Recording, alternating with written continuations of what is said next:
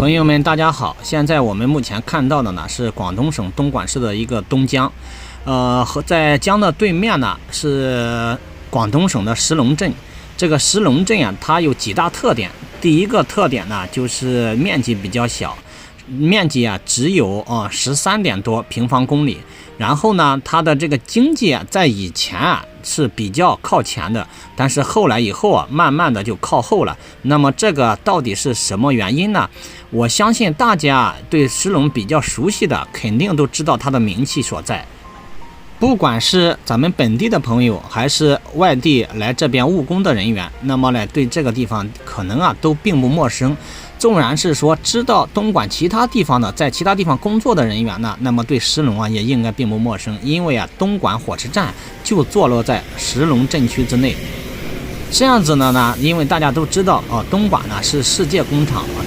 制造之都，工厂非常多，那个利用的外来工人员呢也是非常多的。那么大家坐车来东莞务工上班的话，那么呢一般情况下，只要坐火车，有很大一部分人啊都会通过东莞火车站进行中转。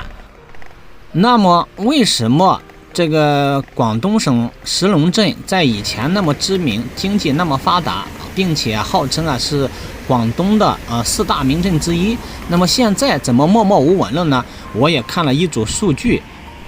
在这里呢也是顺便给大家分享一下嘛。如果是说有不到之处，或者是说哪个地方那个就是没有聊到的，那么我们本地的朋友，或者是说熟知广东省石龙镇的那个朋友呢，可以在咱们的视频下方进行留言，进行补充，让大家都来了解咱们的石龙镇。东莞市下辖的这几个镇区30多个镇区在那个2022年的一个 GDP 情况，就是长坪镇是第8，沙田镇领先，莞城街道，石龙镇我看了一下才只有第31。那么它那么靠后，我想了一下，可能是说主要的一个原因因为它的面积不大，仅仅有13点多平方千米，也是可能呢，就是说经济处于全市末尾的一个主要的原因。大家认为是不是这样的？因为它的土地面积有限，发展空间就小。然后呢，别的镇区因为它有那么大的土地，大家都在开发，都在利用，但是它没有，所以说发展有可能是因为这个慢慢的呢，就是说因为这个怎么说呢，这个城区的建设框架越来越大，它没有办法发展，然后呢就带动不了了其他的一些经济是不是这种情况呢？大家认为？我考虑了一下，感觉呢是这样的。我们都知道呢，一直以来石龙都是算是广东的著名商业地了商贸发达，码头兴盛。从1911年广九铁路通车开始石龙跃升为广东交通枢纽之一近几年呢，也是借助广东铁路的国际物流基地，石龙成为广东中欧班列水铁联运的重要始发地和一带一路的节点镇。交通区位优势使得石龙成为东莞最早发展工业、日资企业最为集中的镇界之一。自京瓷集团创始人，然后把中国大陆第一笔投资放在石龙后石龙先后的吸引日本京瓷、科尼卡、美能达、尼德龙等世界500强企业落户，为该镇现代产业发展奠定了基础，以此形成了全镇电子信息、医药食品和现代服务业为主的产业结构。回顾过去呢，石龙以自身交通优势和外向型经济一度在发展中创造了许多辉煌，而近年来确实呢也是受土地资源的制约、国际经济形势的变化等复杂环境的影响。那么呢，这座传统商贸重镇遇到了产业结构压力、空间不够、新动能不足等发展的一个瓶颈。大家可以看一下，就是我们镜头里面呢，就是在石龙的这个镇区，大家可以看看这边呢也是靠近江边，旁边呢虽然是说它的这个楼房呢是比较的这个，可能是说是以前的比较陈旧吧，但是后来又经过一番新的装修以后明显的看出来这个看也是比较赏心悦目的。其实我看资料上显示呢，目前呢石龙也在抓住一些机遇，从那个城市发展的轨迹来看呢，黄金大动脉的交汇处将会带来人流、物流、信息流等商贸发展的关键要素。那么这个黄金大动脉是什么呢？就是那个列车通港新机遇。今年呢，那个石龙成立了对接广深这个穗深港专班，承接穗深港要那个就是拓展石龙融入大湾区的深度和广度，这个无疑呢将在更大范围内为石龙商贸的振兴提供了新的机遇。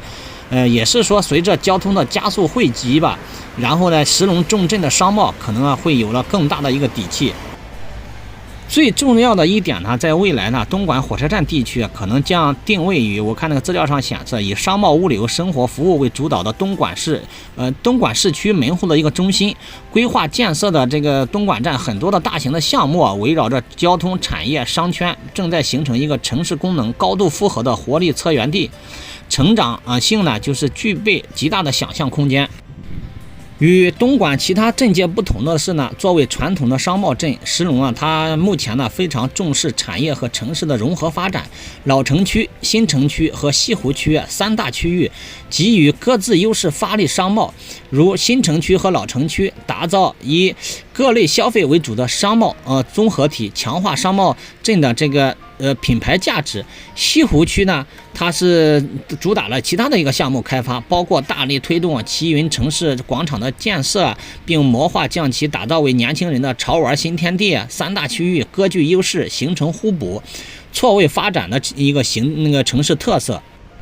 目前来看呢，石龙它现在是抢先的抓住这个消费复苏的一个新机遇吧，发挥好作为这个传统商贸重镇的一个基础优势，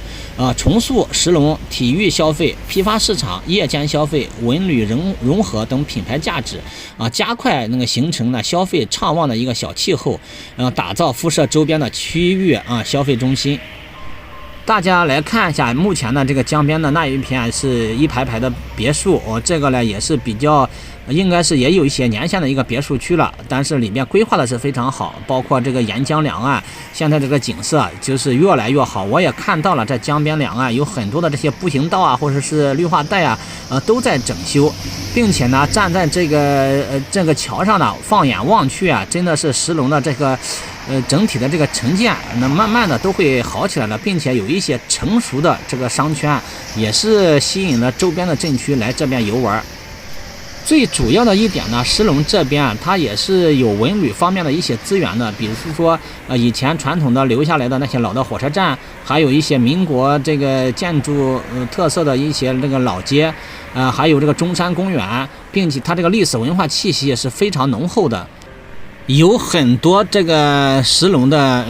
居民就是本地的这些朋友他们其实对石龙真的是有很深的一个感情在里面的。有很多人就认为石龙它是面积小，那个没有塘厦的面积大，然后呢，但是石龙非常的宜居，地处东江边风景如画，交通便利。然后呢，有动车和地铁去广州、深圳、惠州和东莞市区都是非常方便的。还有2家、3家医院，有不错的办公学校、公办学校。然后物价呢，其实相对于其他的城区和城镇来讲呢，这个它的物价不高，然后吃的住的都是比其他的镇区相对来讲都便宜的很。